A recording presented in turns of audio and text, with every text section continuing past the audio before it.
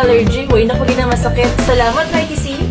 Nagpagwa sang pahanumdom ang Municipal Department of Agriculture o kon MDA sa Banwa Sangsara sa tanan nga mga hog raisers kag pumuluyo nga hugot nga magsunod sa biosecurity measures agud malikawan ang paglaptas sang African Swine Fever o kon ASF. Ini kasunod sang nabalhag nga kumpirmado nga kaso sang African Swine Fever sa Banwa sang Barotac Vejo sa nagligad nga simana. Suno sa MDA kinahanglan nga indi magpasulod sang mga baboy nga halin sa mga lugar nga may kumpirmado nga kaso sang ASF kung wala sang nagakaigo nga papeles kag nag-agi sa insakto nga inspeksyon. Ginaduso man sang opisina ang permi nga paglimpyo kag pagdisinfect sa mga babuyan kagamitan sa lakyan kag sapatos. Ginapahanumduman ang mga hog raisers nga likawan ang pagpakaon sang wala maluto sing maayo ilabi na ang mga damog kag i-isolate ang bag-o nga baboy sa sulod sang 2 tubtob 4 ka semana antes iniupod sa iban. Dugang pa nga dapat ang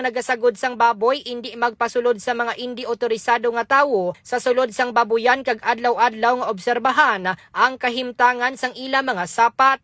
Samtang kun may makita nga sintomas pareho sang mataas nga hilanat, pagkadula sang gana magkaon o kun gulpi nga pagkapatay sang baboy, kinahanglan ini nga i-report dayon sa Municipal Department of Agriculture. Dugang pa sang natungdan, indi dapat ibaligya o kun ibalhin ang mga baboy nga posible may kaso sang ASF. Sa diin, ang mga patay nga baboy kinahanglan man nga ilubong ukon i-dispose dayon. Ginpabutyag man sang opisina nga ang ASF hindi makalalaton sa tawo apang makapatay ini sa mga baboy kag makahatag sang dako nga kaperdihan sa mga nagapangabuhi ilabi na sa nagasagod sang baboy. Report nagikan sa 5 distrito ini si KK5 Reggie Plazuela de Mayo para sa Kampiyon nga Balita, Serbisyo Publiko kag Kalingawan sa 5 Distrito K5 News FM. Mas kinis kag mas healthy na ang skin ko. Salamat sa DTX Beauty Soap.